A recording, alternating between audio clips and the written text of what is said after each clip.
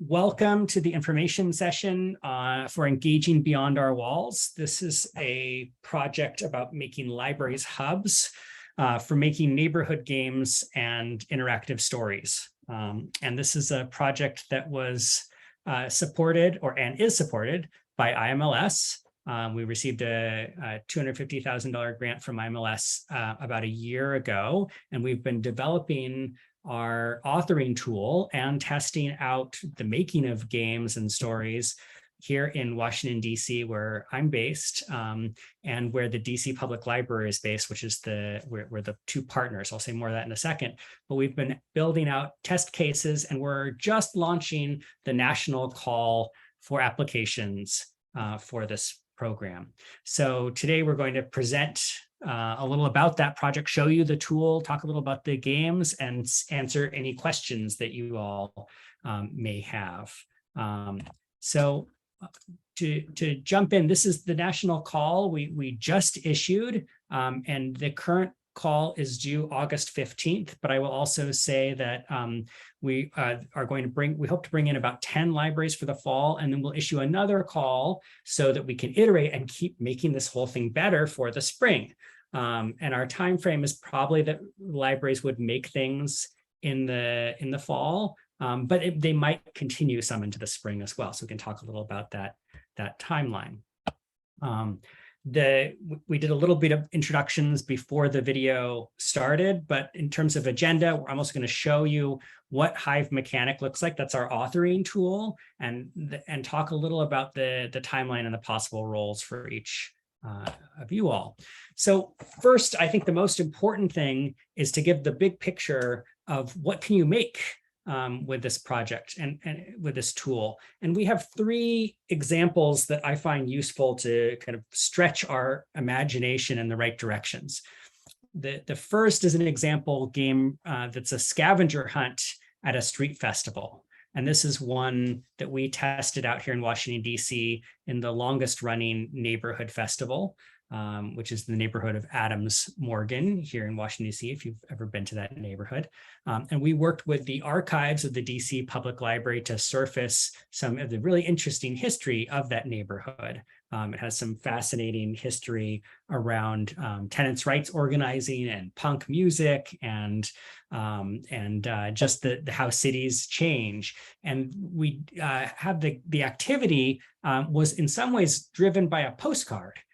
So at the event, we handed out a ton of these postcards, and on the side of the postcard, it had a number that you could text to find out answers to questions about different locations. So we picked a number of different locations that we knew people would be walking to as they went along, and we asked, we found the most provocative questions we could get, like when Jimi Hendrix played here, what was the, and trying to get people find content that would really pull people in. They could only find the answers to the questions by texting into our system. And when we replied, we didn't just give them a text response, it was often a picture that was texted back to them. And so that's something that our system can do. Our system is primarily a text messaging, multimedia messaging system, and voice system. And I'll talk a little bit more about that. But I wanted to lead a little with the idea that sometimes it's physical events that activate this kind of project. And the activations can also start with a phone call. So another thing we did at the street festival was get on the stage with some bands and say, hey, if anyone wants to find out about our system, call this number. Because we could say that to an audience of like 500 people, and they could all pick out their phones and type in a number.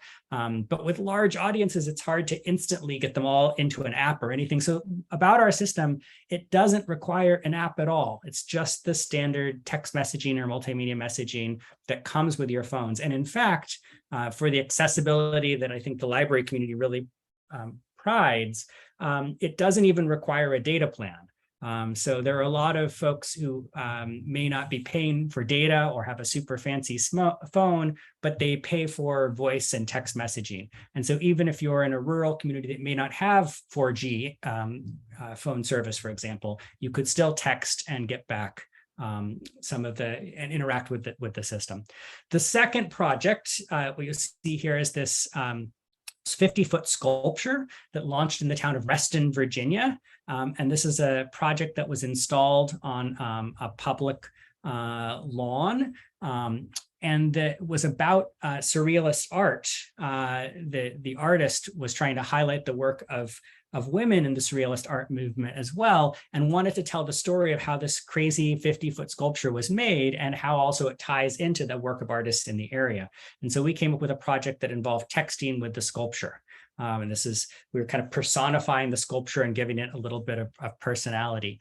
And then finally, the third kind that I want to mention is the higher tech option. And I would say that maybe 10% of the libraries that we're going to work with might be trying something like this. If you have a makerspace, if you have somebody on staff who already likes to do things with Scratch, or wants to work in wood. This is kind of a sculptural side of a project. You can make an installation like this phone that you pick up, and you could listen to bits of oral history, or you could push this button and it could play out of a speaker. So there's a lot of different combinations. We use a little tiny computer inside called a Raspberry Pi, which can either just play the entire game or story on the system, sometimes with a little monitor, sometimes with RFID cards that you tap.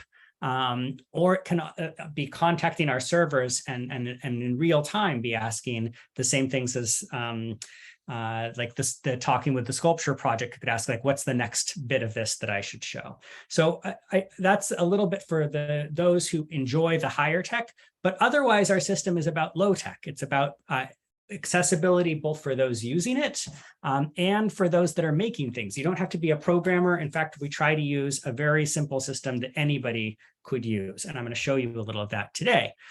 The tool is called Hive Mechanic. And we're using kind of a bee metaphor, partly because we love bees and bees are outdoors. And they also kind of connect back, but they go between things. They move through physical space. So our initial use case is for libraries and museums, whether it's things like story walks or audio tours or escape rooms. You could definitely build an escape room with this tool. The escape room could start inside and go outside. So libraries and museums, that's one use. Another possible use includes smart cities. Since our system is already running on a server, we've made games that check for bus arrival times or whether it just started snowing. So a game could start when it starts snowing and you want to play while you're waiting for a late bus. Or you could tie into smart city data around foreclosure or pollution for that day or your neighborhood. So that's on the more data side. We're doing a little bit less this fall with that, although if a library was really excited about that, that's a possibility as well.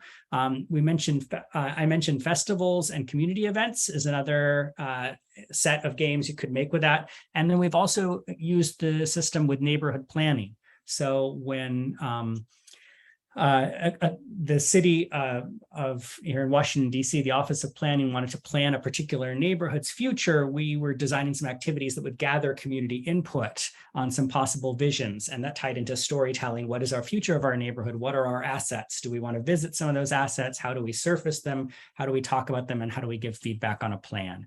So I wanted to just give some of that scope of what the tool has been used for.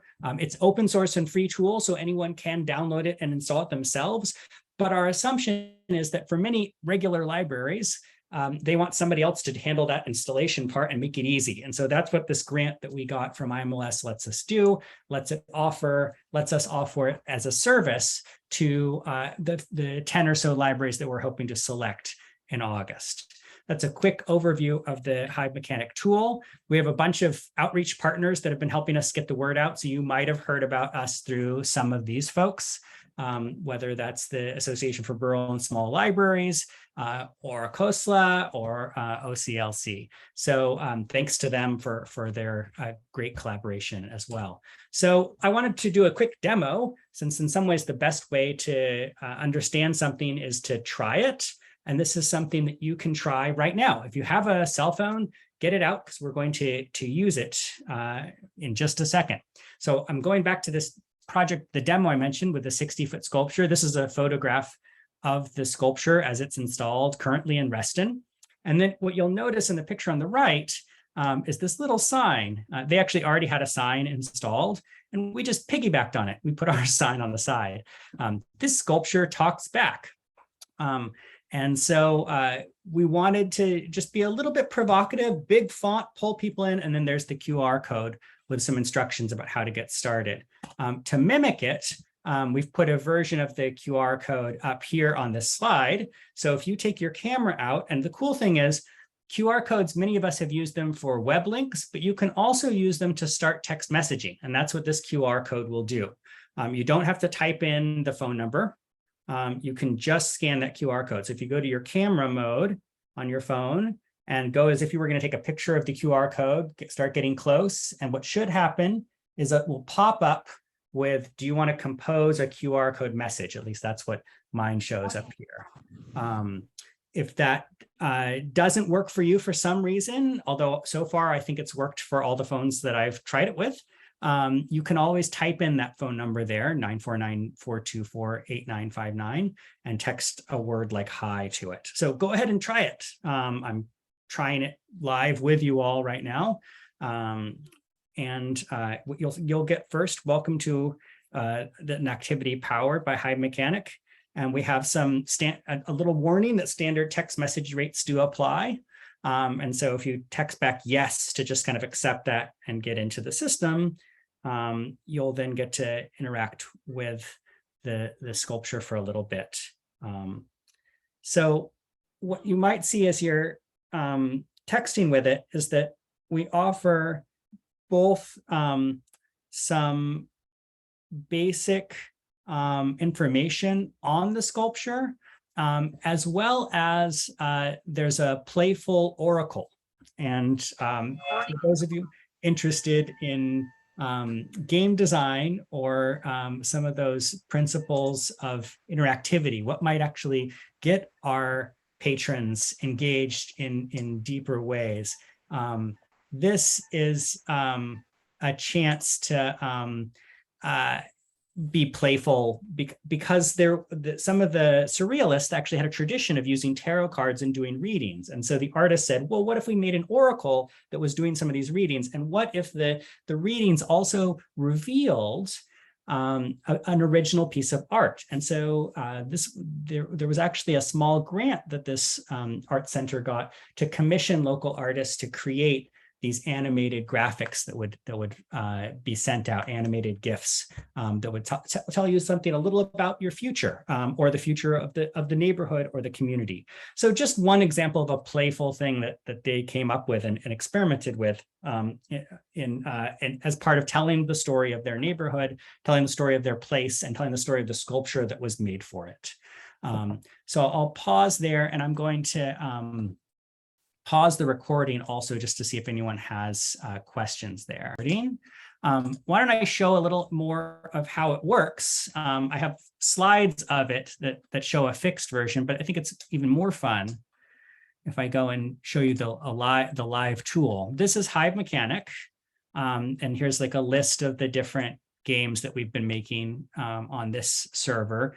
Every participating library will get their own server like this, with your own kind of workspace, whether you make a couple different ones for your library, or even better, maybe the library doesn't make any and you bring in your patrons and they make 5 different ones, and one's a walking tour and or they could be 3 different versions of interacting with a particular piece of public art. So there's a lot of options for what you end up making, but each activity gets its own phone number. And then if you click into it, here's what it looks like. A note to ourselves, we're going to text them our welcome message. Welcome to the sculpture demo. I hope I'm not being too forward, but let me show you what I look like when I was a tiny model. So we send them this as a text message. And if you wanted to change this, let me find that, you want to say, let me find that awesome photo.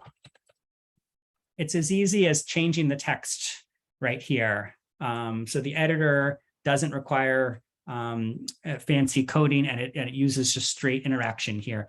The next, sending an image is as simple as pasting in the URL if it's an image that's hosted somewhere else, or you can use our media uploader to upload images to our server and then paste the URL here.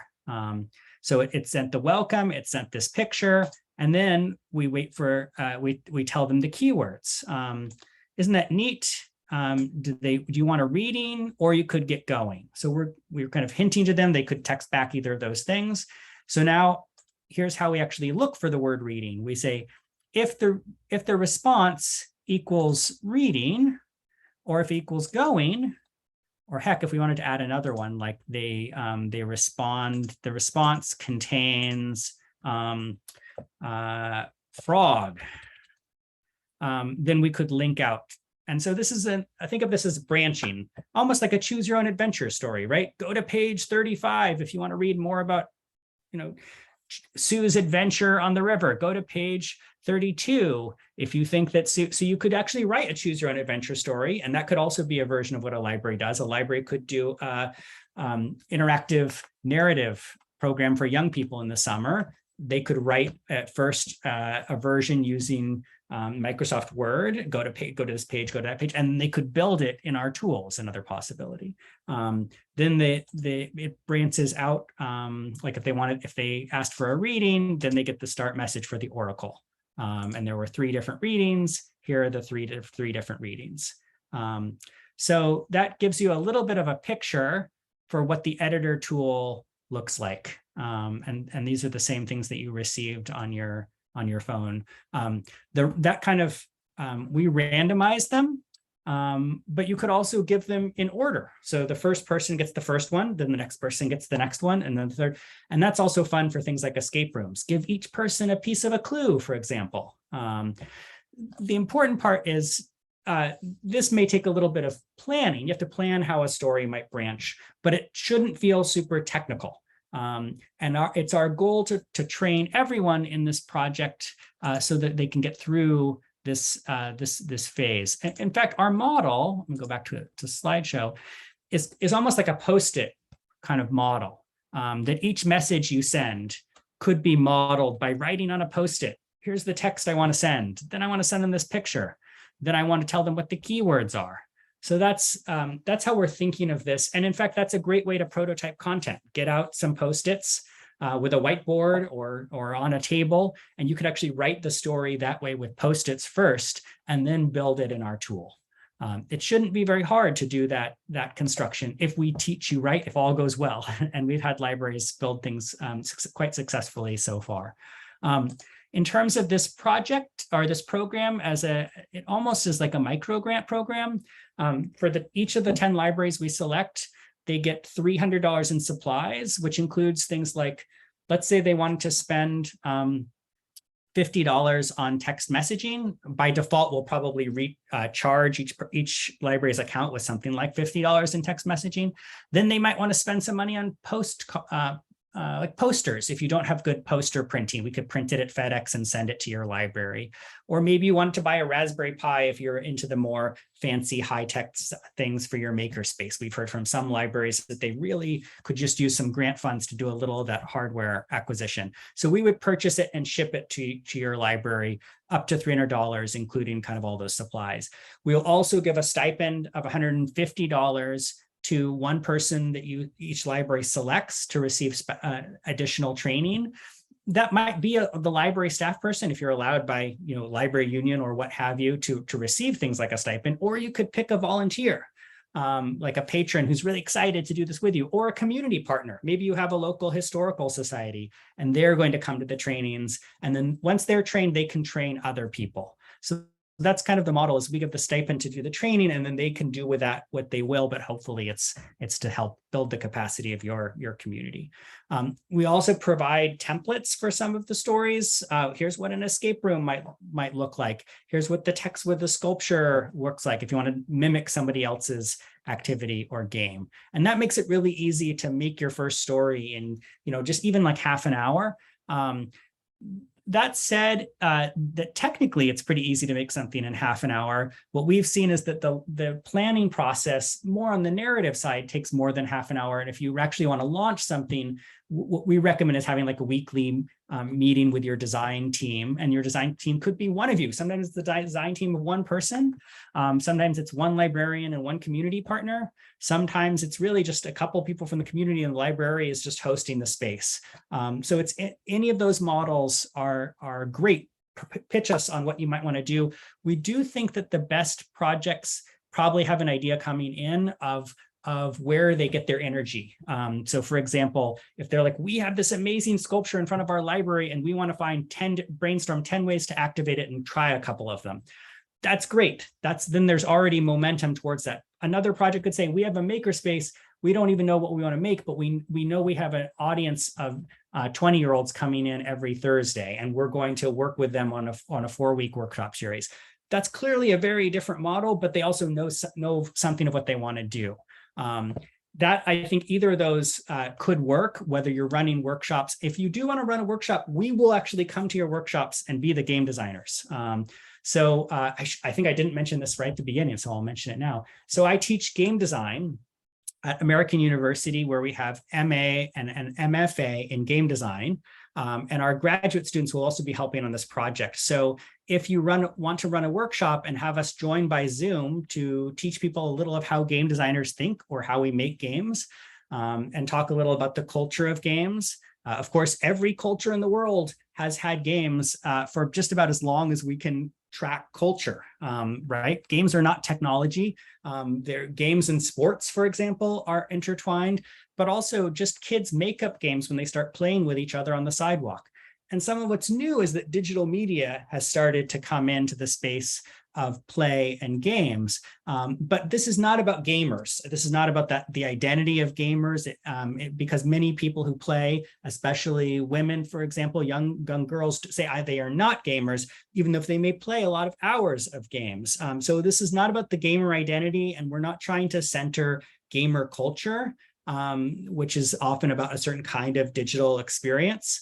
We're in a lot of ways trying to borrow from play and game design to think about public engagement, especially around issues of local history, local culture, and community empowerment. What are stories that need to get told? What are voices that we want to include or center in new ways? If we're going to do a walking tour, do we have the voices of residents for some of the walking tour? Making a walking tour together and recording those voice recordings could be a full project for one of our 10 selected for the fall. So that could also be something that a project wants to do.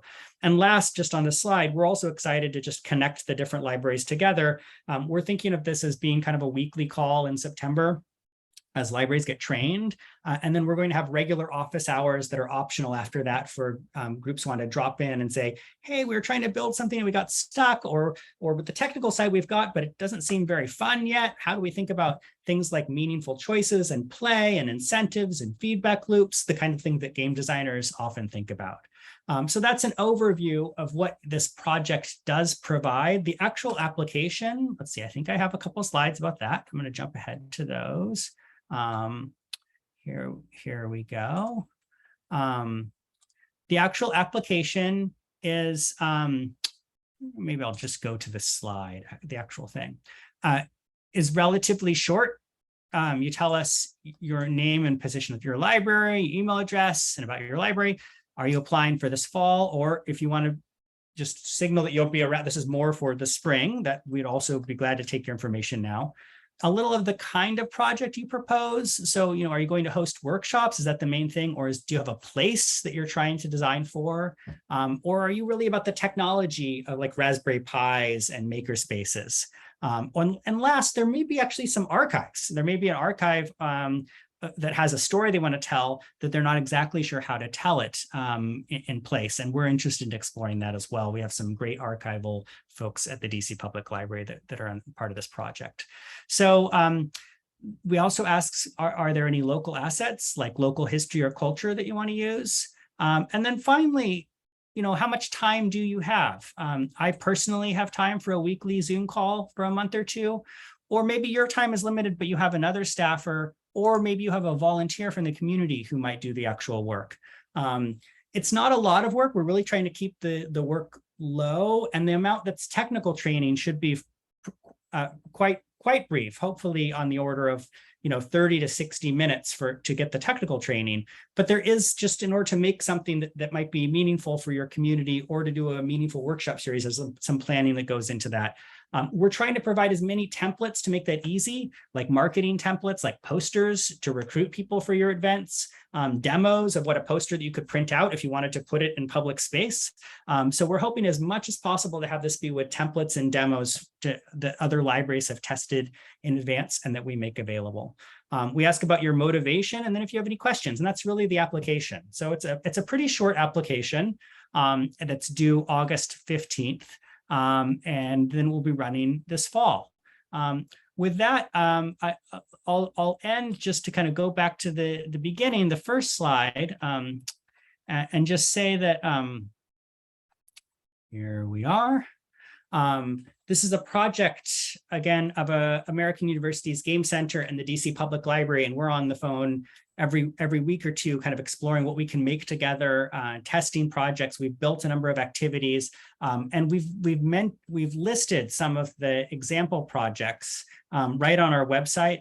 I also recommend going and checking out, if you go to the overview page and go to examples, you can get this nice list of different things that have been built with the Hive mechanic tool: scavenger hunt, listening stations, a trivia map, some crowd mapping of alleys.